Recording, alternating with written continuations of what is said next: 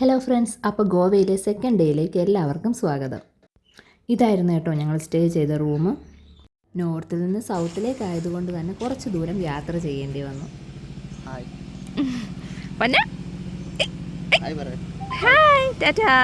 തൊപ്പി വേണ്ടാന്ന്. അപ്പോൾ നമ്മൾ ഒരു ചെറിയൊരു വഴിയാണ് കേട്ടോ സീഷൽ ബീച്ചിലോട്ട്. ഇന്നലെ ഗോവ നൈറ്റ് ലൈഫും ഫുള്ള് തിരക്കും ഒക്കെ ആയിട്ടുള്ളൊരു വീഡിയോ ആയിരുന്നു. അപ്പോൾ ഇന്ന് എൻ്റെ ഒരു ആഗ്രഹമായിരുന്നു, വലിയ തിരക്കില്ലാത്ത ഒരുപാട് ബീച്ചസ് ഉണ്ട്, അധികം ഫേമസ് ഒന്നുമല്ല, പക്ഷേ നല്ല ഭംഗിയുള്ള കുറേ ബീച്ചസ് ഉണ്ട്. അങ്ങനെ സെർച്ച് ചെയ്ത് കിട്ടിയൊരു ബീച്ചാണിത്. ആദ്യത്തെ യാത്ര അങ്ങോട്ടായിരുന്നു. അങ്ങോട്ട് ഇറങ്ങി നടക്കുമ്പോൾ തന്നെ കേൾക്കാം, നമ്മൾ ചവിട്ടുന്ന ഫുള്ള് ഷെൽസിലാണ്, അപ്പോൾ ആ സൗണ്ട് ഇങ്ങനെ കേൾക്കാൻ പറ്റും. ഇതാണ് നമ്മുടെ സീഷൽ ബീച്ച്. ഫുള്ള് ഷെൽസ് ഉണ്ട്. സാധാരണ ബീച്ചിൻ്റെ സൈഡിൽ മണ്ണല്ലേ കൂനായിട്ട് ഇങ്ങനെ കിടക്കുന്നത്, അതുമാതിരി ഷെൽസായിരുന്നു ഇവിടെ. അത്രത്തോളം ഷെൽസായിരുന്നു. ഫുള്ള് ഇങ്ങനെ നമുക്ക് ആ ഒരു കര ഫുള്ള് ഷെൽസാണ്. കുറച്ച് ഭാഗത്ത് മാത്രമേ ഇങ്ങനെ മണ്ണ് കാണുന്നുള്ളായിരുന്നു. ഗോവയിൽ ഇതുപോലെ ഹിഡൻ ആയിട്ടുള്ള കുറേ നല്ല ബീച്ചസ് ഉണ്ട് കേട്ടോ. ഞങ്ങൾക്ക് എല്ലാം ഒന്നും എക്സ്പ്ലോർ ചെയ്യാൻ പറ്റിയില്ല. കുറേ ഇങ്ങനെ ലിസ്റ്റിലുണ്ടായിരുന്നു. അതിൽ ഒരു ഫേവറേറ്റ് വേണമായിരുന്നു ഇത്. അത് എക്സ്പ്ലോർ ചെയ്യാൻ പറ്റി. അപ്പോൾ ഇനി വരുന്ന യാത്രകളിൽ അത് എക്സ്പ്ലോർ ചെയ്യണമെന്നാണ് ആഗ്രഹം. കാരണം 2 ദിവസം കൊണ്ട് ഗോവയിലെ എല്ലാ ബീച്ചസും നമുക്ക് കാണാൻ പറ്റില്ല. ഇതുപോലെ ഹിഡനായിട്ടുള്ള ബീച്ചസ് ആണെങ്കിൽ നല്ല ദൂരത്തിലുമാണ്. ഒരു സ്പോട്ടിൽ നിന്ന് അടുത്ത സ്പോട്ടിലേക്ക് അത്രയും ദൂരം വരുമ്പോൾ നമുക്ക് ഒരുപാട് ദിവസങ്ങൾ അവിടെ സ്റ്റേ ചെയ്യേണ്ടി വരും. അപ്പം നമുക്ക് അത്രയും ദിവസം ഇല്ലാത്തത് കൊണ്ട് തന്നെ നമ്മൾ അടുത്ത തവണ വരുമ്പോഴേക്ക് അതെല്ലാം മാറ്റി വെച്ചിട്ടുണ്ട്. ഇപ്പം ഈ ഒരു ബീച്ചാണ് മാക്സിമം ഞങ്ങൾ എൻജോയ് ചെയ്തത്. കാരണം മോൾക്കും ഇത് ഒരുപാട് ഇഷ്ടമായിട്ടുണ്ടായിരുന്നു. കാരണം അവൾ ആ ഷെൽസ് എല്ലാം പറക്കി എടുത്തിട്ട് അവിടെ ഇരുന്ന് കളിക്കാൻ തുടങ്ങിയിട്ടുണ്ടായിരുന്നു.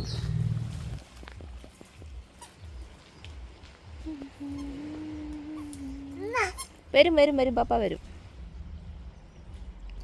1 വയസ്സൊക്കെ ഉള്ള കുട്ടികളെന്ന് പറയുമ്പോൾ അവർക്ക് ഏറ്റവും ഇഷ്ടം വെള്ളവും മണ്ണ് വരി കളിക്കാനും അങ്ങനെയൊക്കെ ആയിരിക്കും. അവൾക്ക് അതുകൊണ്ട് പറ്റിയ ബീച്ചായിരുന്നു കേട്ടോ. പിന്നെ കാമാൻ കോയറ്റായിട്ട് ഇരിക്കാൻ പറ്റിയൊരു സ്പേസ്, അങ്ങനെയൊക്കെ വെച്ച് നോക്കുമ്പോൾ നല്ലൊരു ബീച്ചായിരുന്നു.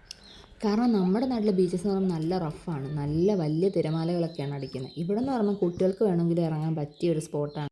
നമ്മുടെ നാട്ടിൽ കായലിനൊക്കെ ഓളം അടിക്കത്തില്ലേ, അത്ര മാത്രമേ ഇങ്ങനെ വേവ്സൊക്കെ ഉള്ളൂ ഇവിടെ. ഹായ് വെള്ളം പൊന്നാ.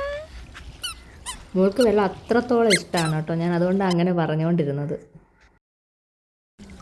കുഞ്ഞിൻ്റെ ചെരുപ്പിനകത്തൊക്കെ വെള്ളം കയറി.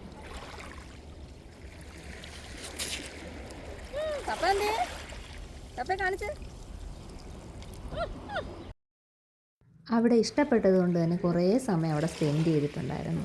മാക്സിമം ദേഹം ഫുള്ള് വെള്ളവും മണ്ണും അതുപോലെ ആ ഷെൽസിൻ്റെ കുറേ പൊടിഞ്ഞ ഭാഗങ്ങളും എല്ലാം ദേഹത്താക്കിയിട്ടാണ് മോള് തിരികെ വന്നത്. കാരണം കഴുകിയിട്ടൊന്നും പോകുന്നുണ്ടായിരുന്നില്ല. അത്രത്തോളം അവൾ ദേഹം ഫുള്ള് അവൾ എൻജോയ് ചെയ്താക്കിയിട്ടുണ്ടായിരുന്നു.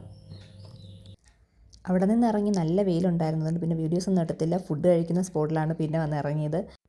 അങ്ങനെ ഫസ്റ്റ് ടൈം ഗോവൻ ഫിഷ് താളി ഒന്ന് ട്രൈ ചെയ്യാമെന്ന് കരുതി കഴിച്ചു.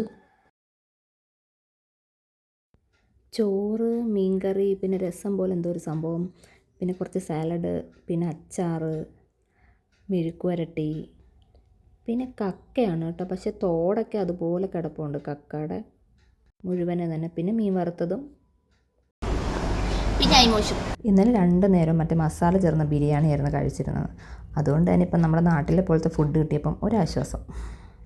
ഫുഡ് കഴിച്ചത് ഗോവ ചർച്ചിൻ്റെ അടുത്ത് തന്നെയുള്ളൊരു ഷോപ്പിൽ നിന്നാണ്. അവിടെ നിന്ന് നേരെ ഓൾഡ് ഗോവ ചർച്ചിലേക്കാണ് പോയത്. അവിടെ അത്യാവശ്യം തിരക്കൊക്കെ ഉണ്ടായിരുന്നു. കാരണം നല്ല ക്യൂ ആയിരുന്നു, റോഡിൽ നിന്ന് തന്നെ ക്യൂ ആയിരുന്നു അതിനകത്തേക്ക് കയറാൻ വേണ്ടിയിട്ട്. എൻ്റെ ആശ്വാസം എന്ന് പറഞ്ഞാൽ അവിടെ ഫുള്ള് ഷീറ്റ് ഇട്ടിട്ടുണ്ടായിരുന്നു. ഇവിടെ 10 വർഷം കൂടുമ്പോഴാണ് സെൻറ്റ് ഫ്രാൻസിസ് സേവിയറിൻ്റെ ബോഡി പുറത്തെടുക്കുന്നത്. അതിന് വേണ്ടിയിട്ട് ഇട്ടതായിരിക്കും. അകത്തോട്ട് കയറുമ്പോൾ ഇതാണ് കാണുന്നത്. അവിടെ ഫോണൊന്നും അലൗഡ് അല്ല. അവിടുന്ന് റൈറ്റ് സൈഡിലേക്ക് പോകുമ്പോഴാണ് ആ ബോഡി സൂക്ഷിച്ചിരിക്കുന്നത്. അവിടെ ഞാൻ വീഡിയോ ഒന്നും എടുത്തിട്ടില്ല. പിന്നെ അവിടെ നിന്ന് ഇറങ്ങി വരുമ്പോൾ ആദ്യം കാണുന്ന ഒരു സ്റ്റാച്ചു ആണ് കേട്ടോ. പിന്നെ കുറേ പെയിൻറ്റിങ്സും ഉണ്ട്. അതിനൊക്കെ ഒരുപാട് വർഷം പഴക്കമുണ്ട് കേട്ടോ. ആ പെയിൻറ്റിങ്സൊക്കെ കാണുമ്പോൾ തന്നെ ഒരുപാട് വർഷം പഴക്കമുണ്ട്. എനിക്ക് പിന്നെ ആൻറ്റിക് സാധനങ്ങളോട് പ്രത്യേകം ഒരു ഇഷ്ടമുള്ളതുകൊണ്ട് തന്നെ കുറേ സമയം ഞാൻ അതൊക്കെ കണ്ടു നിന്നു. പിന്നെ പള്ളിക്ക് പുറത്തിറങ്ങിയിട്ടും കുറേ സമയം ഫോട്ടോസും വീഡിയോസും ഒക്കെ എടുത്ത് കുറേ നേരം അവിടെ സ്പെൻഡ് ചെയ്തിട്ടുണ്ടായിരുന്നു. ഇപ്പം തന്നെ നല്ല തിരക്കുണ്ട്. അപ്പം നവംബർ ലാസ്റ്റ് മുതൽ ആണ് ഈ ബോഡി പുറത്ത് കാണിക്കുന്നതെന്ന് പറയുന്നുണ്ട്. അപ്പോൾ എന്തോ തിരക്കായിരിക്കും. കാരണം ആ ഷീറ്റിട്ടേക്കുന്ന കാണുമ്പോൾ തന്നെ അറിയാം, റോഡിൽ നിന്ന് തന്നെ ഇട്ടിട്ടുണ്ട്. പിന്നെ അകത്ത് ഫുള്ള് പള്ളിയുടെ പുറകിലോട്ടും ഒക്കെ ഇട്ടിട്ടുണ്ട്. അപ്പം അത്രത്തോളം തിരക്കൂടെ അനുഭവപ്പെടുമെന്നുള്ളത് ഉറപ്പാണ്. അപ്പോൾ ഇതിന് ഓപ്പോസിറ്റായിട്ട് വേറൊരു പള്ളിയുണ്ട് കേട്ടോ. അതിപ്പോൾ യൂസ് ചെയ്യുന്നത് ആർക്കിയോളജിക്കൽ മ്യൂസിയം ആയിട്ടാണ്.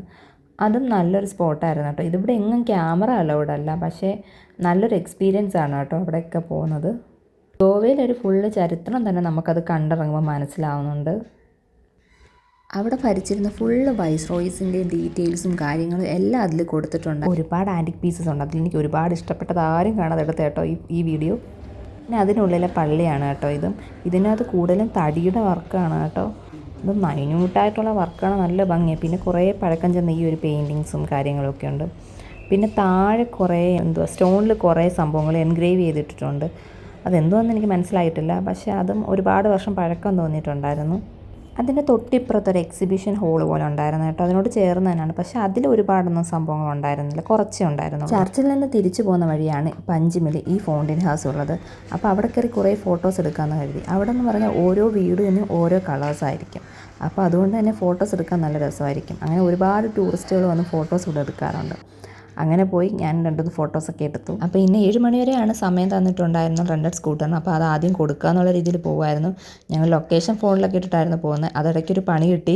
എൻ്റെ ഫോണിൽ നെറ്റും കിട്ടുന്നുണ്ടായിരുന്നില്ല. ഹസിൻ്റെ ഫോണിൽ ചാർജ് തീർന്ന് ഓഫാവുകയും ചെയ്തു. പിന്നെ വഴി ചോദിച്ച് പോവേണ്ടി വന്നു. പിന്നെ കറക്റ്റ് സമയത്ത് എത്തി വണ്ടിയും കൊടുത്ത് ഫുഡും കഴിച്ച് ട്രെയിനിൽ കയറി.